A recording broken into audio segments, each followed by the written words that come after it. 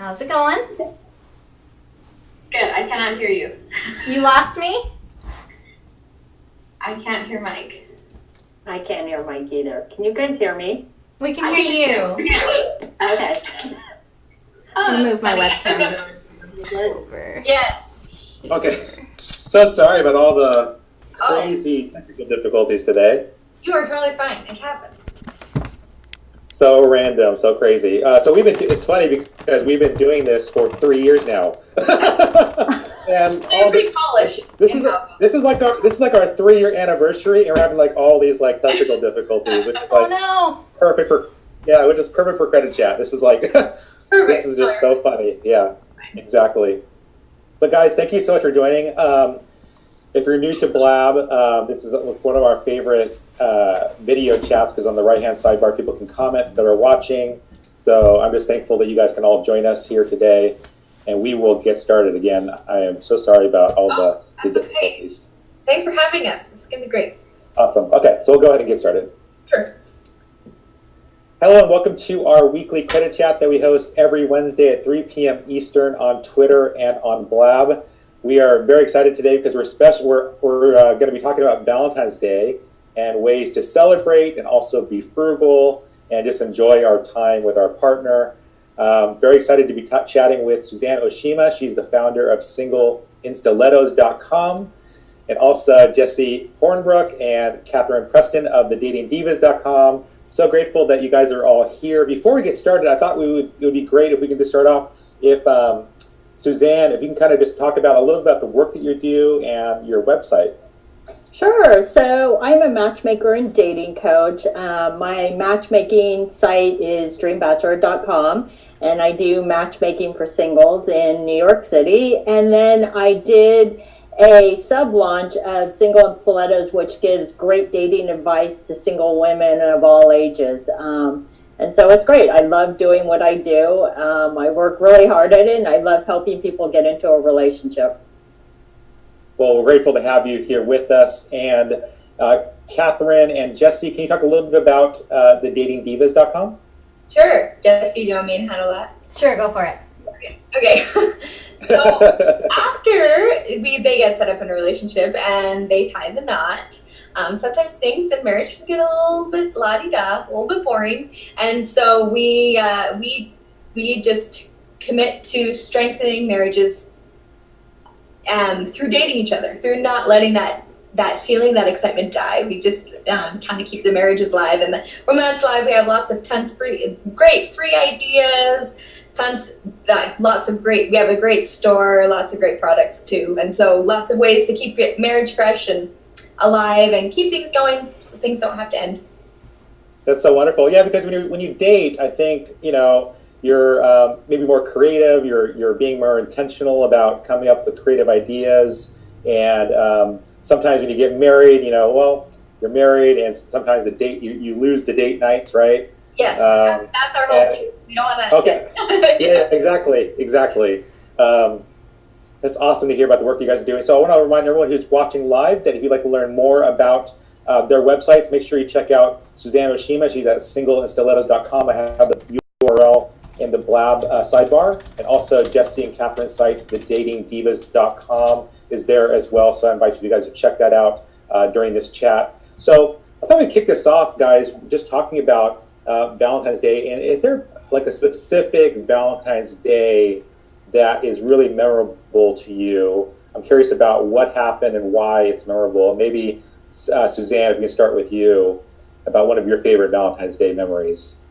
Well, I have to say, I don't think it's about one day in general, and I think people put too much focus on this one day. If you're in a relationship, you should really celebrate your love for each other each and every day and really show that person that you really, cherish them, you don't take them for granted, and really appreciate them. And so every day I would do something. I mean, my fiance is awesome. He sends me a text literally every morning saying good morning, how much he loves me, and he says the nicest things, and that makes me feel special every day. It shouldn't just be like that on one day, Valentine's Day, and I think people need to remember that.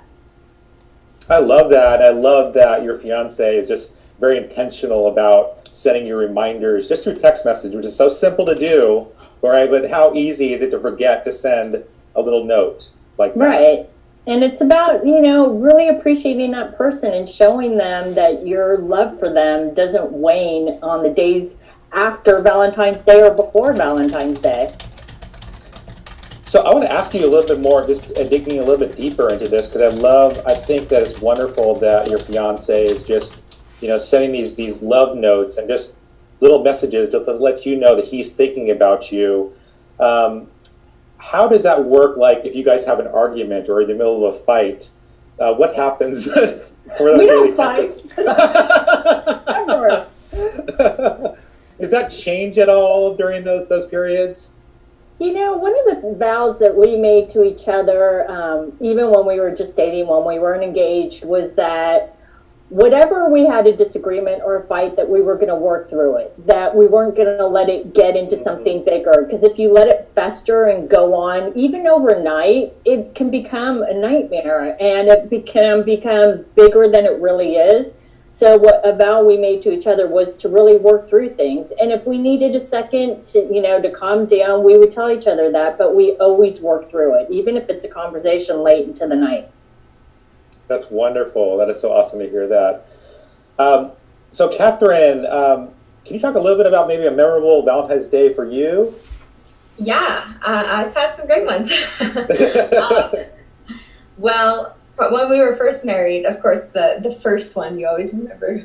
But this one really stands out to me. In his family, he has this tradition, and when you wake up in the morning, there's like yarn tied all around the house, and you follow the yarn, and it leads you to like this surprise.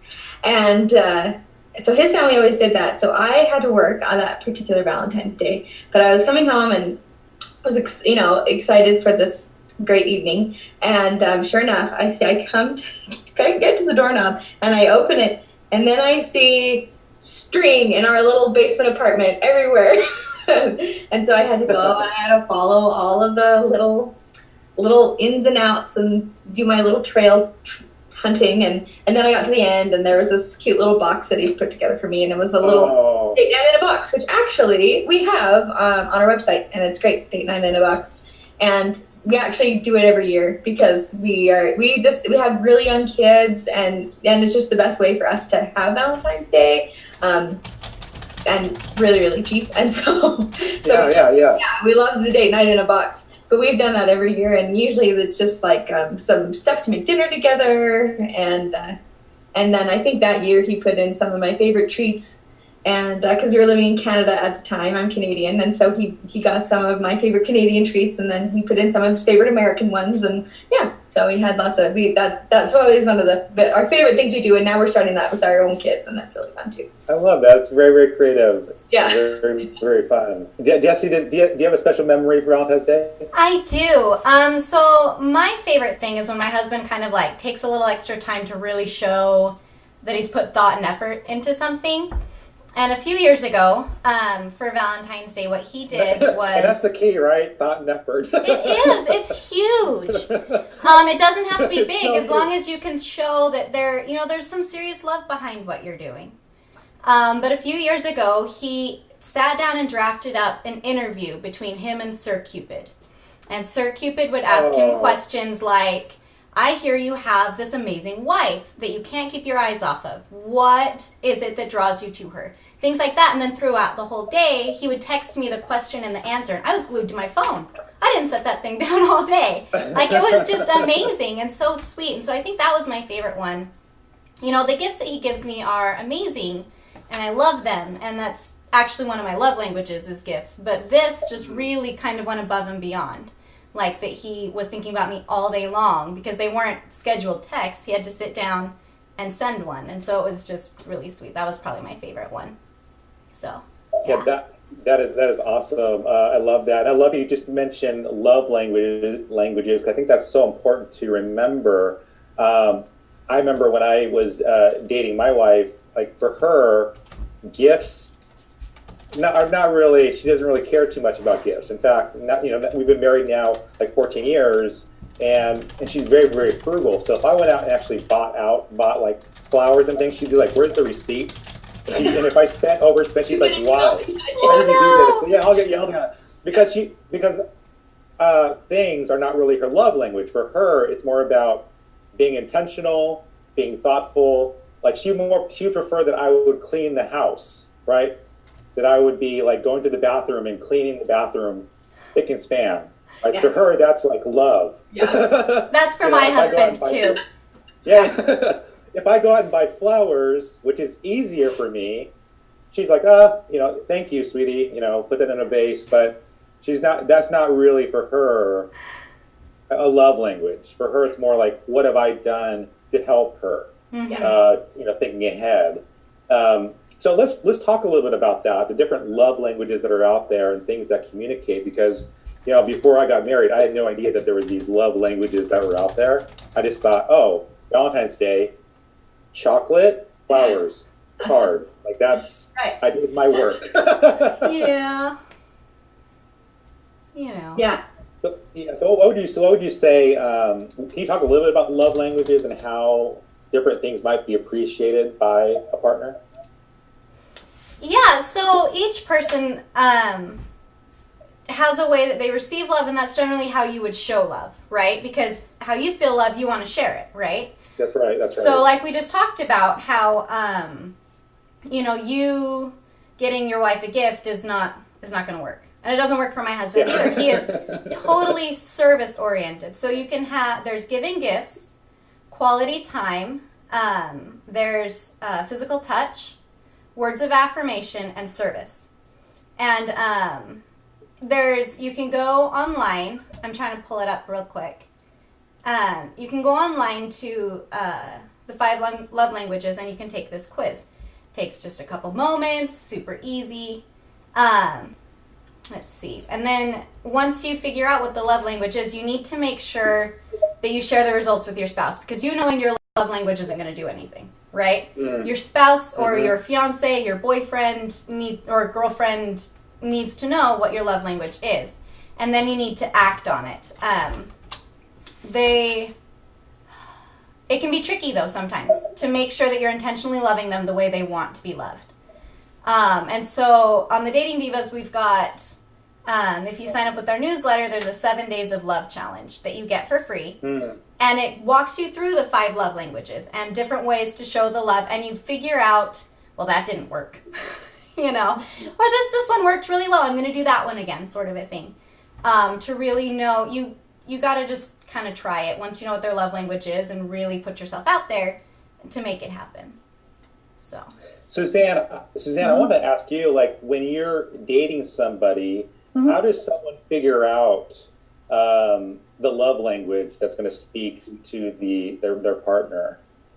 Well, it's really about listening to them along the way, and I think that a lot of people forget to really listen to things that really are a turn on for that person. And I don't mean sexually, I mean a turn on emotionally. If you can connect to someone emotionally, that's more important than any physical gift you can give somebody. And I think a lot of men think that, like how you were talking about buying flowers or chocolate, mm-hmm. sometimes that really doesn't mean anything to a woman. If you think about something that is a woman's favorite thing or something that connects to her emotionally, and you give her that gift, and it could be actually nothing that's really expensive, that's going to mean more to her than the amount of money you spend on any gift whatsoever. Yeah, that is so true. I wish I learned that earlier on in life, because I always thought the way that you impress a girl or try to show love was like buying things. And I shared a story last week with a friend about Valentine's Day seems to be the day where you declare your love, especially when you're single. At least when I was a teenager, right? At 16, I was like, Valentine's Day, that's where I declare my love to somebody. And so my thought was, I'm going to go out and buy all these things and just present it to the person, and then in return, I'll get love back, right? Or like they'll want to go out with me. That was my thought as a 16-year-old. Terrible, right? And I learned very, very quickly that does not work at all. Like just buying things doesn't really mean anything if you haven't even connected on a level emotionally, like you were just pointing out. So I think that's really awesome that what you're sharing there, and just about the importance of listening to your partner. That is so key, because that can be very, very difficult to do, especially for men, as we're driving around. And my wife likes to talk while we're in the car. So as we're driving around, she'll share things that are important to her. And so my mistake sometimes is just disregarding it. It's kind of like listening, and she's like, "Do you have anything to add?" And I'm like, "No, I'm just listening." So I think like the key is also like not only listening to your partner, but it's also engaging back, responding back. So I just read this I just read this really great article about that, and about how they did this study for like 30 years on these couples that showed that were in it for the long haul, that were really, really strong. And they said probably the most common trait that they saw between the spouses was that whenever someone would show interest in something, the other spouse or the other partner, sorry, my dog is like, a dog. Anyway, so they said that the most common trait was, say the spouse said, "Hey, that bird is really interesting." The most successful couples was the one that said, "Oh yeah, that bird is interesting," even if it's not really. Like, even if it's kind of like, "Oh yeah, that is pretty cool." Just showing that reaction, showing that that love and that like, I care what you're talking about, and like that response is huge. And I totally agree with that. So now I'm like really trying to be aware of that in my marriage, and being like, my husband, he's a physics major and math minor, and I am like so not. Like I am like so the other way. I could write out, but and so he's like, "You know what? I just read this really fascinating thing about black holes." And I'm like, "Well, tell me all about it." Because, and he teaches me, and it's really affected our relationship in a great, really positive way. So it's been good. That's awesome. So I wanted to ask you, one of the questions we're putting out right now on Twitter using the Credit Chat hashtag is around creative gift ideas that are low cost. And Jesse, maybe we can start with you. What are some things that we can give our loved one, our partner, on Valentine's Day that is like maybe it's a creative thing that we can do that's a low cost, a way to show that we are thinking about them, that we love them? Yeah, and I think this goes completely along with the listening to your spouse, right? Because you could go online and just, Google do-it-yourself gifts, it's low cost, but you did it yourself, which has a lot of meaning in it. And what you're creating may not be something they would ever enjoy, right? So my husband and I, we are video game enthusiasts, right? We play together, we love it. And so one thing that I saw that actually was kind of fun was a customizable board game that you could print out all the pieces and make it. And you could, it's called Couplesopoly, and it's a way to change Monopoly to places you've lived and things that you've done, so that as you're playing the game, you can remember all the different memories and all the different fun things that you've done together. And since that's kind of our thing, like that's a great, creative, very different, but still kind of romantic gift that I could give my husband this year. So I'm glad he's not watching this. I love that. Yeah. And what's cool about that is that it's something that relates to both of you. You mentioned that you both like board games, and what a creative way to kind of, bring that into the gift. It's very creative and fun and frugal. So that one's one that I like. Katherine, do you have any suggestions as well? Oh, I just lost, let's see. Oh, I think I just lost Suzanne. You lost me? I'm here. Oh, you're here. Okay. What? In and out. Yeah, okay. I might have having some difficulties on my side. I apologize. Suzanne, do you have any suggestions for just creative gifts for Valentine's Day? Sure. I think one of the most important things that you can do for your boyfriend, girlfriend, partner, husband, wife, fiance, whatever, is really write.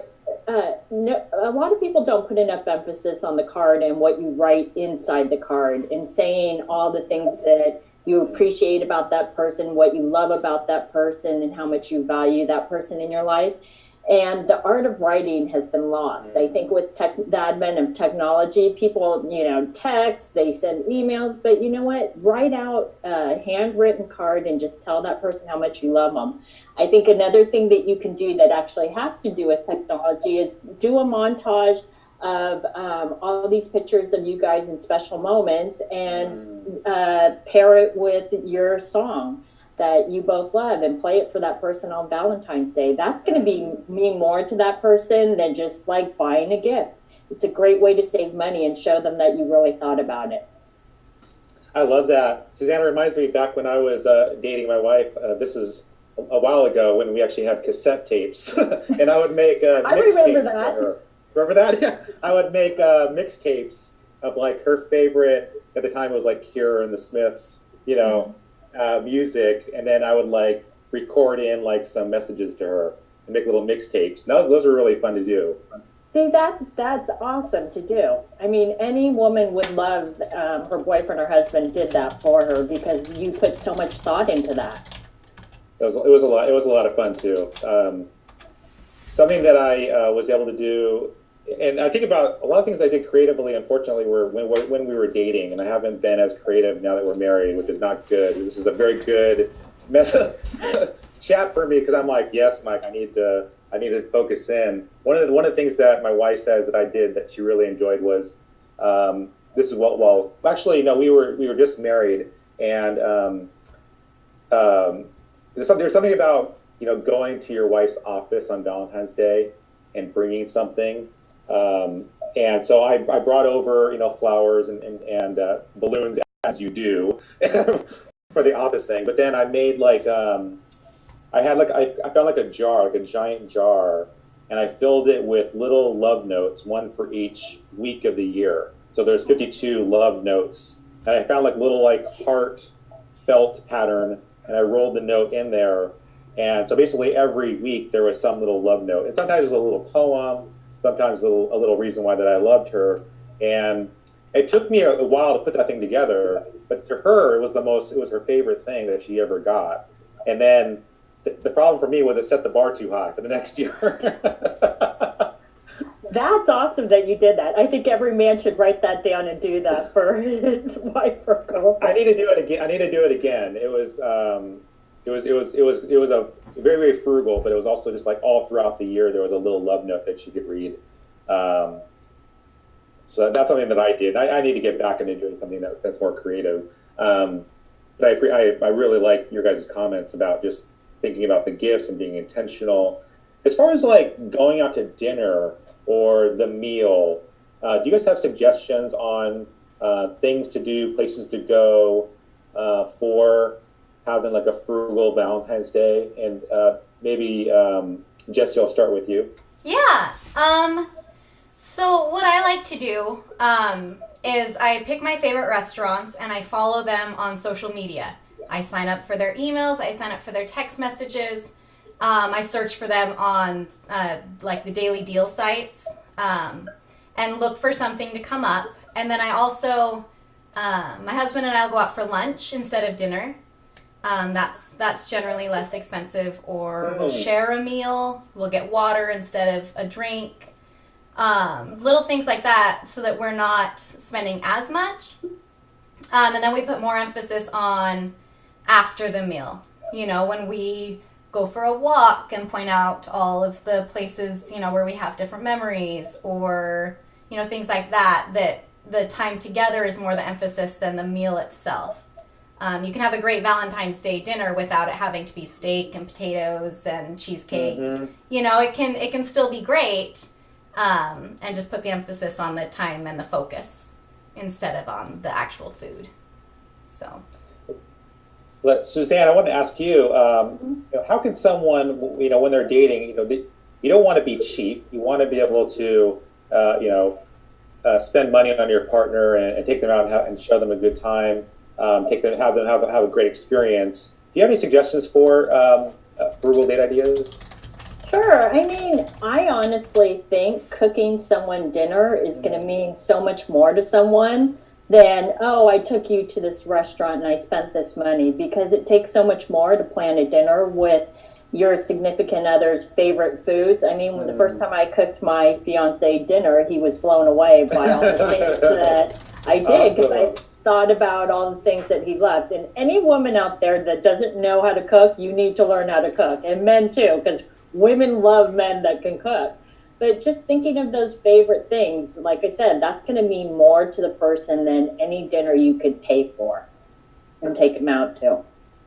I love it. And Jesse, I love your comment about or cooking together. Yes.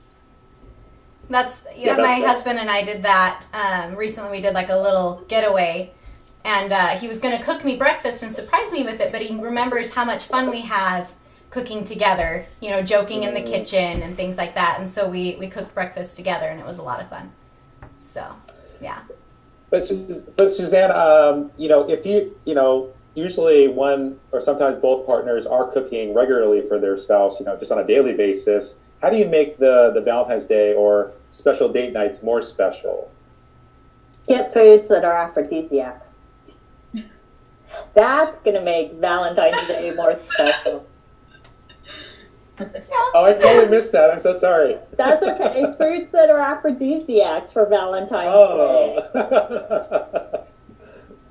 That will take away from the daily grind of every meal that you cook for one. The people in the chat want some examples. Of the food. Oysters or white truffles. And when I say truffles, I mean like white truffles or black truffles. Those are aphrodisiacs. What else? Caviar. But that's obviously not cheap. But dark chocolate is an aphrodisiac.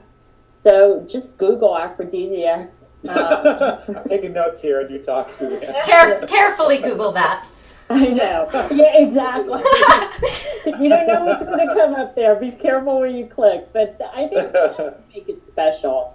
I mean, sometimes it's not just about cooking like a full meal. Like the first time I cooked my fiance a meal, it was more about, I did a bunch of different appetizers that really heightened the senses. So it's about smell, touch, and the texture of food too. Those are all really, really great ideas. Is Katherine there? I can see her. Here. Can you see me? Okay, perfect. I can't see you, but I was going to ask you the same thing about just ideas for the date, the actual where you're going to be eating at.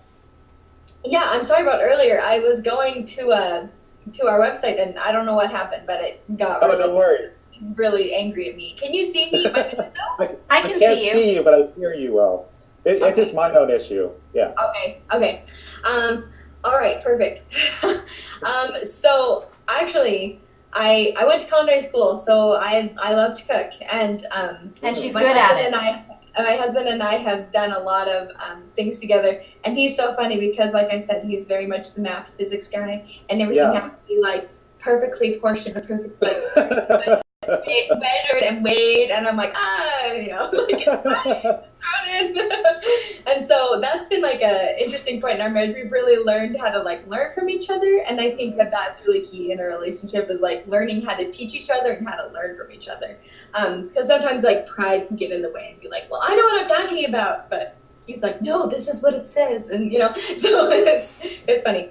So as far as going out to eat, we actually don't go out that often. Just because I like to cook, and I like go to a restaurant. I'm like, I can make this. So I struggle with spending the money that way. So actually, one thing we did, and this is what I went to grab. I went to grab this link a few years ago, or no, this past anniversary. I said, well, I can make a nice dinner at home, and we can do that together, and that's fun. But I said, so rather than spending like $60 or something on this nice Valentine's dinner that we don't really need, why don't we get this game? And I planned it, and I got it, and I surprised him with it on our last anniversary, and it's a really fun game, and it's about the cost of a nice dinner out, but you can reuse it. It's a bedroom game, and so it's more of a post-dinner activity, but. So after you make your nice meal, and after you find your steak on sale or whatever it is, then you can. I love that. We loved it because it's something it's a sheet that you write on, and then and the post has all the details, and then you can there's like lots of fun things on that sheet to do. And it's really nicely put together. The company that makes it does a great job, and we swear by it. And so now, like, we have to, like, we love it so much because there's so many different things you can do with it, so many options. And so we're like, okay, how do we, like, not play this every week? Like, we try and, like, save it, but because you can use it over and over again, it's great. So it is a little expensive up front, but it's the same amount as a dinner is, and you get so much more out of it. So as far as eating out, we don't really do it that often. And when we do, it's like, oh, I don't know. Like, it's kind of just not our thing. But I think there's lots of ways, like Jesse said, lots of great creative ways that you can do it on a budget, for sure. Katherine, it's funny that you mentioned how you and your husband are opposites in a lot of different ways. Are you guys opposites when it comes to spending money at all? No, actually, we're pretty much on the same page. We both are pretty much savers, but we have our ways where we spend, but it's usually within boundaries, within limits. We never go overboard. So, Suzanne, I wanted to ask you about this question around as you're dating and building a relationship with somebody, and you find out that the person that you're in love with has a totally different view on money. Maybe one's a saver, one's a spender, and that's kind of coming out in conversations over dates and as you're buying gifts or going out to dinner. Do you have any suggestions for those couples? Yeah, and I think it's really, really important for people to realize that finances are probably the number one thing that can actually break up a couple. And so it's really important to make sure that you're on the same page as you start to get more serious into that long-term relationship that leads to marriage, because before you get married, you really need to make sure that you both are on the same page. And like you said, one person may be a spender and one may be more of a saver. There's nothing wrong with that. But again, you need to make sure that you're okay with how that other person is. And if you're not, that you both come to a compromise, that it's not your way or his way or whatever it is that there's some sort of compromise and that you're both on the same page. Because the worst thing that you can do is get married and then try and figure it out. You need to figure it out before you get married. Jesse, did you and your husband ever have like a money talk and find out you guys were different, or were you guys on the same page automatically? Well, so he was of the mindset that he was like ready to get married, and I was of the mindset that like, I'm not gonna get married till I'm 45. I don't need to save. I can spend whatever I want. And so when we first got married, he sat down. He's like, honey, we can't be doing this.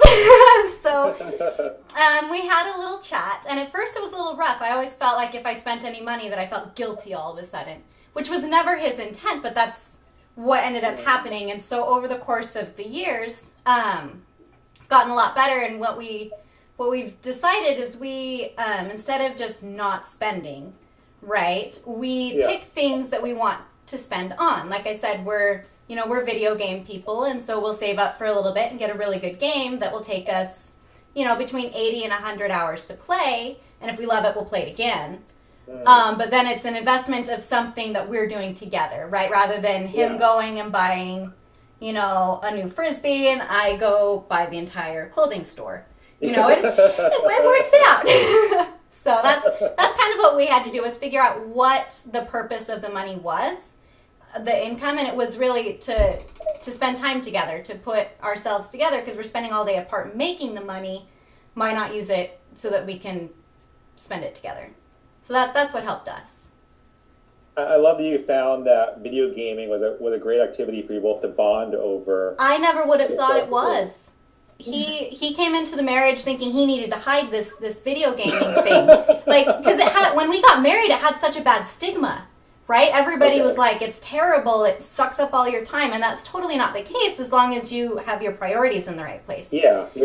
And so when I found out he played video games, I was like, can I watch? Yeah, and we figured out, I'm falling off my chair. We figured out what his favorite aspects of video games were, which was like the combat and the gameplay. And my favorite was the storytelling, right? And so we found a type of game that found both. They're called role-playing games, and you get to pick the dialogue, you get to pick what you're doing throughout the game. So for me, it's an interactive movie. I can be like, no, don't go in that room. and the character listens. And then he gets to fight the bad guys, and it works out. So Oh, that's compromise so in all cool. things. Yeah. I love that. Is so cool. Yeah, I've never really been into games at all, but my kids are into games, and my wife's actually into games. Hey, there you go. Maybe Yeah. you should watch. We love it. That is so cool. So let's talk a little bit about some unconventional Valentine date ideas. That's one of the questions we're putting out there in the chat. And for those that are watching here on Blab, we're having a chat going on Twitter using the Credit Chat hashtag.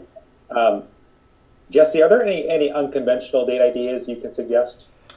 Well, so some of the ones that I thought of are really, they take a little more planning, right? That's what makes it unconventional. You know, sitting on the couch and watching a movie, or going out to dinner and then on a walk. Those are pretty, well, they're amazing. And if my husband wanted to do that, I would never say no. But when he takes, goes a little step further, or I surprise him and I go a step further with something like going to the shooting range, right? That is so much fun. Or going to the library on a scavenger hunt, or things like that, where you're actively doing something together that promotes conversation, or doing silly things, different ideas along those lines, I think are pretty key. So those are some of the ones that I don't know, I've really enjoyed. So, that's cool. Yeah. Catherine, do you have any suggestions? Yeah, and I just want to hop back just for a second. Something that has saved my marriage financially wise. Well, not that we were really ever in peril, but we each have a little bit of fun money, and because my husband's still in school, it's only $5.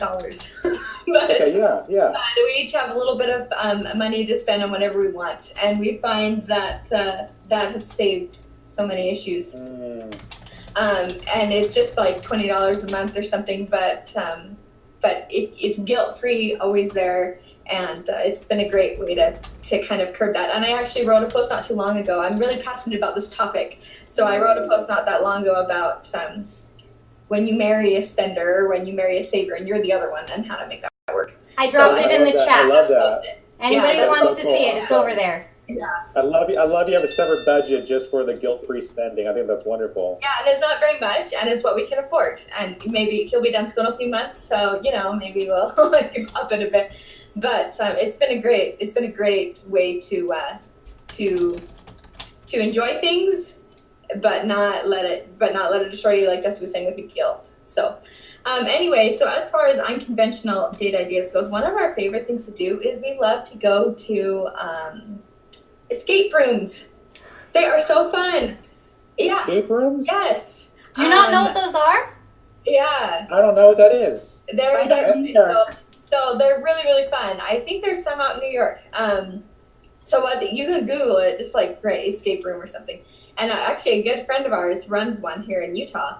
And so we were like, oh, let's go. Like, they just opened up this thing, and we don't even know So what it is you go, and there's like, it kind of sounds weird, but it's not weird.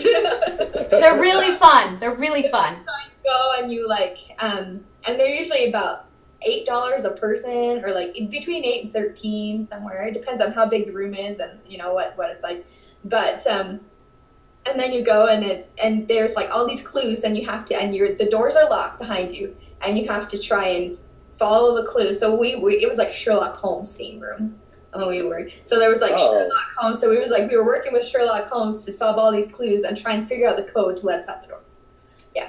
So those are some of our favorite things to do. We love trying those out. And Groupon. We're big fans of the checking those daily deal sites. Last Valentine's Day, I saw my husband's always wanted to learn how to fly an airplane. And so last year, I said, well, here's this intro flying course, and I got it. And it was about as much as a Valentine's dinner night out. And as I said, we don't do those. And so because we don't do those, we always have a little bit of extra. So I gave him this introductory flying lesson, and he took us way up in the air and just thinking outside the box and looking at all your resources. There's a ton out there. That's so cool. Well, I'll have to definitely look up the escape room, because Suzanne, that sounds really fun. They are fun. So we have a little bit time left, I wanted to kind of maybe leave just with a tip from each of you to celebrate Valentine's Day on a budget.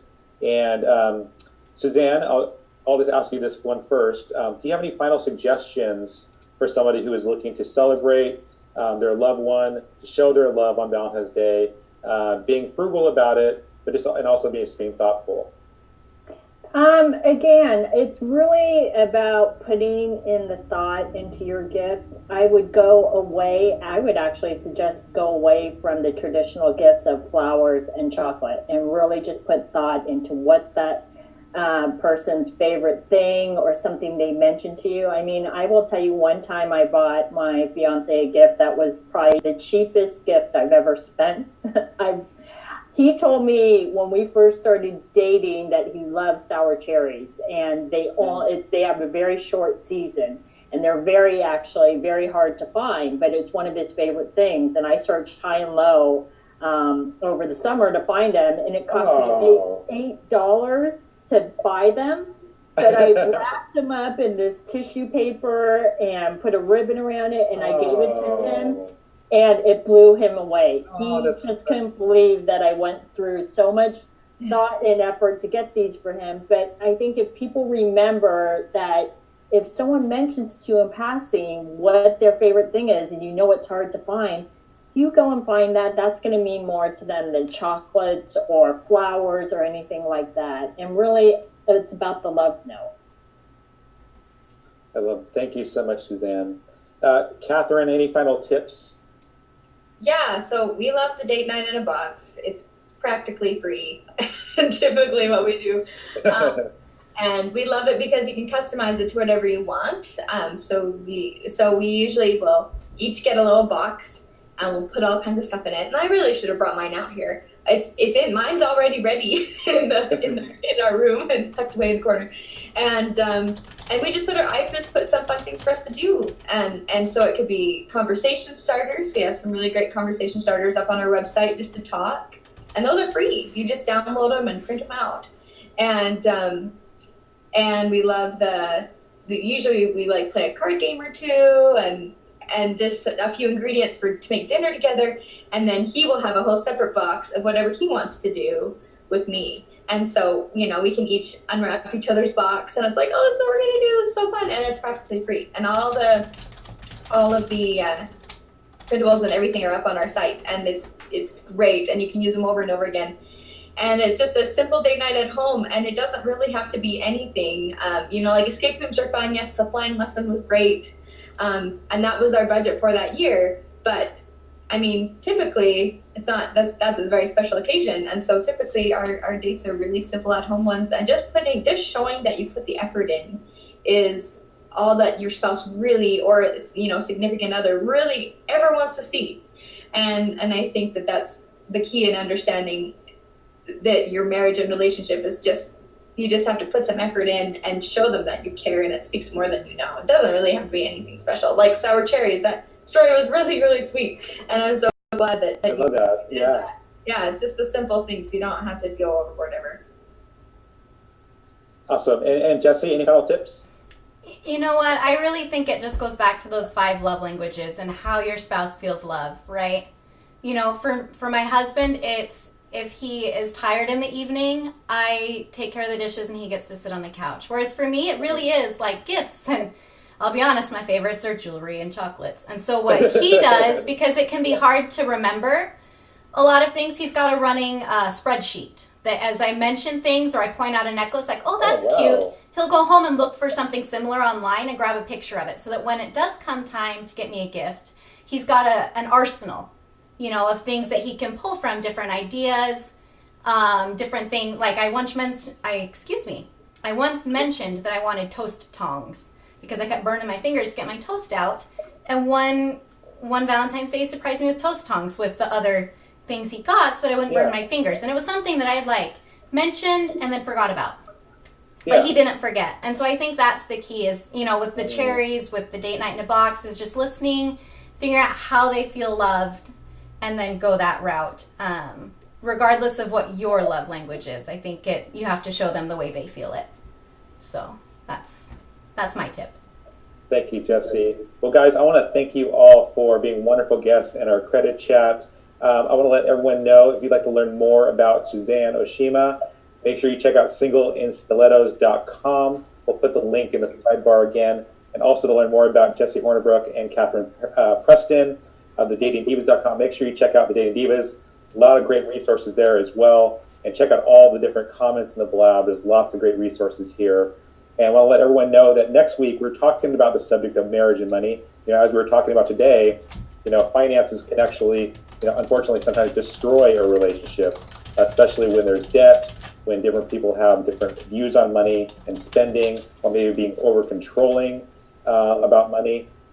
And so next week we're talking about marriage and money, and we're going to be chatting with Mary Hunt, who's the author of Death Proof Your Marriage, as well as Matt Bell, who's the author of Money and Marriage. And so that chat's next Wednesday at 3 p.m. Eastern. Guys, thank you again so much for being our guest today. Sorry for all the technical difficulties in the beginning, but this has been a fabulous chat, and I want to thank you guys for your time today. Thank you. Thank you. Bye, guys. Bye. Bye.